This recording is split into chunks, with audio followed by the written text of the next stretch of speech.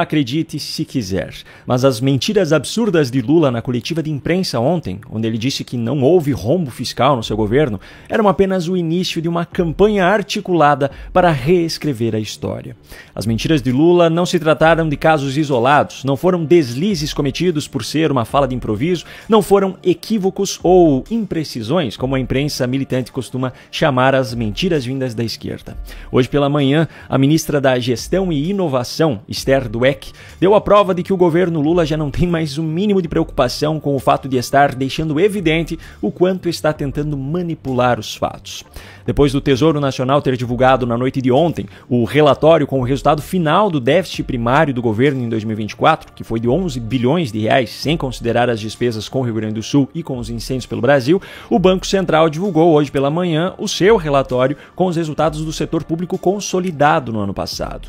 A título de contextualização, o setor público consolidado é formado pela União, pelos estados, pelos municípios e pelas estatais. Nesse caso, as despesas emergenciais são consideradas. Assim sendo, o setor público consolidado teve um déficit primário de 47,6 bilhões de reais. Dentro disso, o governo central teve déficit de 45,4 bilhões, os estados e municípios tiveram superávit de 5,9 bilhões e as estatais, que foi o número que mais chamou a atenção, tiveram déficit de 8,1 bilhões de reais. E a razão para que esse último número tenha chamado mais atenção é muito simples. Esse foi o maior prejuízo da história das estatais.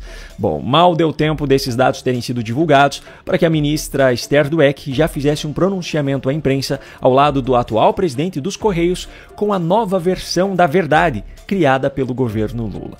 Olha só. Primeiro, não é rombo. A gente, por favor, gente, não chamem de rombo. A gente já explicou isso.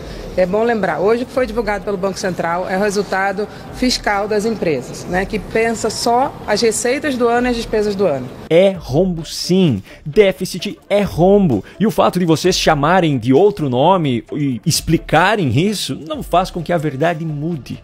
Déficit é prejuízo, é rombo. Isso precisa ficar muito claro. Agora vamos adiante na fala dela. Como eu já expliquei várias vezes, muitas despesas que são feitas pelas estatais são com dinheiro que estava em caixa.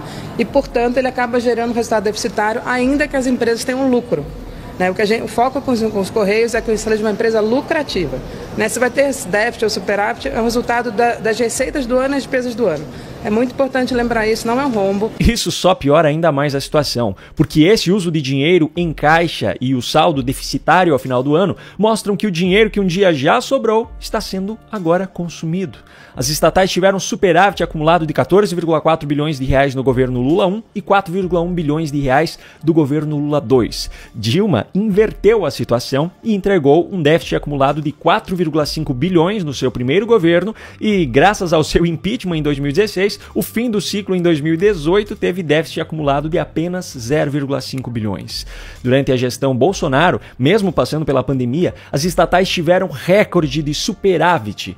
O acumulado foi de 24,4 bilhões de reais ao longo dos 4 anos de governo.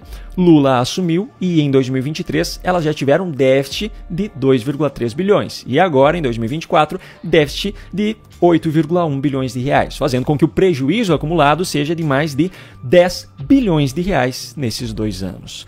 Ou seja, a fala da ministra mostra que a atual gestão está consumindo o dinheiro que a gestão anterior fez sobrar.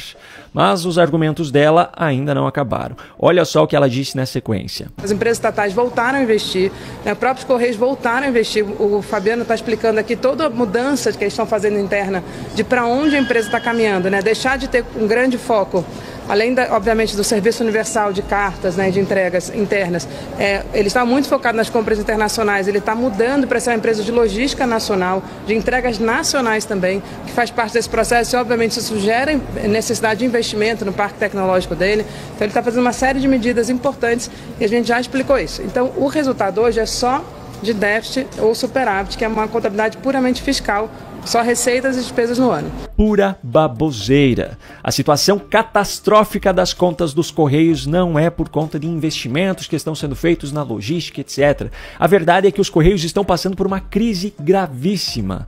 Ainda em outubro do ano passado, circulou um documento interno em que a empresa estava determinando medidas urgentes que seriam adotadas na tentativa de retomar o equilíbrio econômico-financeiro e evitar o estado de insolvência. Em dezembro de 2024, mais de 200 unidades do Correio ao redor do Brasil estavam correndo risco de despejo por conta de falta de pagamento. Sabe quem é o presidente da estatal hoje? Justamente esse cara que aparece ao lado da ministra nesse pronunciamento. O advogado Fabiano Silva dos Santos foi nomeado por Lula, mas escolhido pelo grupo de advogados militantes Prerrogativas. Em outras palavras, Lula deu esse cargo como um agrado aos seus mais fiéis seguidores do meio jurídico. Enfim, o fato é que o déficit dos Correios não foi ocasionado por investimentos ou por mudança de foco na empresa. A questão aqui é uma crise financeira sem precedentes. E é impressionante como esse pessoal tem a cara de pau de aparecer em público contando mentiras dessa magnitude. Não menos impressionante é a cara de pau daqueles que conduzem inquéritos para apurar supostas fake news vindas de um lado, mas permanecem no mais absoluto e covarde silêncio diante dessas mentiras que vêm sendo transmitidas diariamente ao povo brasileiro pelo próprio governo.